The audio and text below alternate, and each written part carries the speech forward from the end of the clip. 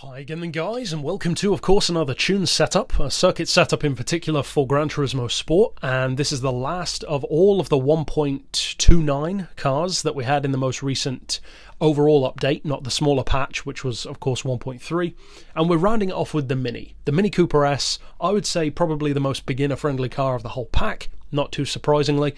Now, as far as the tune itself, I've optimized this, as you can see from the title, from the thumbnail, to N100. Of course, the lowest class you can go, and it's always cool to find these good little unexpected cars that you can get into N100, which would typically have more power, like your Alpine, or like your Mini here, for example, various others too. In fact, I'm saying the Alpine, I can't recall if you can actually get that into N100 or not now, but there are various others that you can, and they're really good. This one is not the best N100 car out there. In fact, it's similar to the Honda Beat, so it doesn't sound that impressive because, of course, it has roughly the same power that they do, because that's the limit, but it weighs a lot more. Because 1,050 kilos is quite a lot for a hatchback, so you're carrying around a lot of extra weight compared to the others.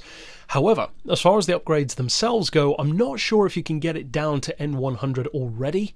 I think you probably can. You might have to upgrade it, you might not, as far as power goes. You do want to drop the weight, though, as much as you can, and of course balance of performance changes that anyway, and you can still use the other settings as and when you want to anyway.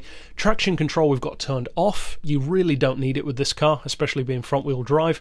The tyres, we've got sport softs, as you can see, because it's more realistic to what you would typically be using, sometimes sports hards, and again, it just gives you more of an idea of what the car can do. Of course, racing tyres are even quicker, but sometimes you won't be able to use those, so this gives you a better idea of what it can do. As far as the suspension, you want to drop the ride height as far as you can to reduce that body roll, lower the centre of gravity. We've got the frequency on 1.9, so a fair bit stiffer, anti-roll on 6, the compression on the dampers to 63, then 90 for the rebound, neutral camber. I tried running a little bit of camber on the front end. It didn't really feel necessary for this car, so I'd recommend leaving it out. Neutral toe as well. Downforce, of course, you cannot adjust. As far as the diff, of course, front-wheel drive varies wildly depending on how they respond to diff tuning. Something like a Nissan GT-R Nismo is nothing like a Mini, is nothing like a K car. So I've opted for the lowest initial torque, the lowest acceleration, and then the highest setting for braking. You could go to 5 for all three and see how you think it compares, because you can make these little subtle differences which do change the car, and one person might prefer one thing over another, and you don't have to go for that either. You could take that acceleration, for instance, all the way up to 60, or try the initial torque if you want to as well.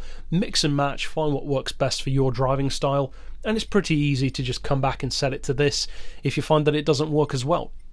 As far as the gearbox, I did a little bit of a test with this one. First of all, I ran it with the standard gearbox, and then I ran it with the race gearbox with these very close ratios, and I found it was a second quicker around drag and trail. So it definitely made a difference, which isn't surprising, of course, but I initially planned to leave the stock one in there, but with the race box, it works better, unsurprisingly to anyone.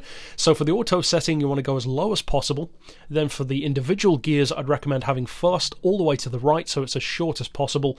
Then second up to 3.6, then 2.8, 2.3, then fifth all the way to the left to lengthen it out a little bit, and then sixth on, well, I've got it on 1575, which I feel is pretty good for this one, because the top speed isn't that high anyway. It's like 120, 130, so it's good enough. You could even make that a little bit more to the right to shorten it a bit more if you wanted to.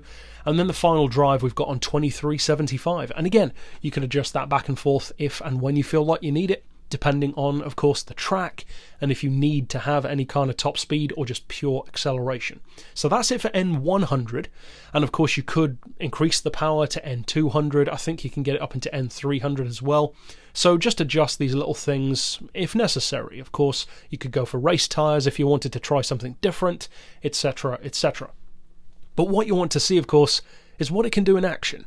So let's find out.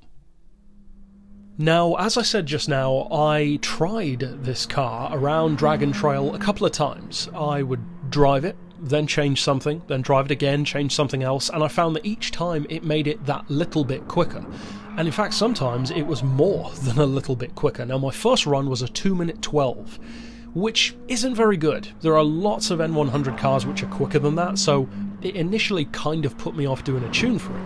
Then though, I fitted the race gearbox instead of the stock one, and immediately it went from 212 to a 211, so it shaved off a whole second over the course of the lap. Then I noticed that I had the wrong tyres. For some reason on the front end I had mediums instead of softs, which makes a difference, and it ended up making another second of difference overall. So I got it ultimately down around a 210, and then I optimised some of the corners a little bit more, and I could have definitely shaved another 0.1 or 0.2 beyond that, but around a 209.7, 209.8, that kind of lap. So got it over 2 seconds quicker than it originally was. And of course that's much quicker than it is with the stock vehicle, although of course the stock car has more power technically, so it might be a wash. Overall then, it's not the quickest of N100 cars, but it is more than quick enough to win in career mode. If you want to use it under those kind of circumstances. Against real people though, you definitely want to be more careful, because although it can beat quite a few other N100s, there are also some which it definitely would struggle against, like some of the K cars for instance. So use it carefully. Even tune it up to N200 for instance if you want to. You might even find that it works better for you in N200 with this same handling. So overall, I hope you have a ton of fun with it, and of course click here on screen to see a ton of my other tunes, including a ton of other N100 tunes as well. But for now, as always, thanks for watching.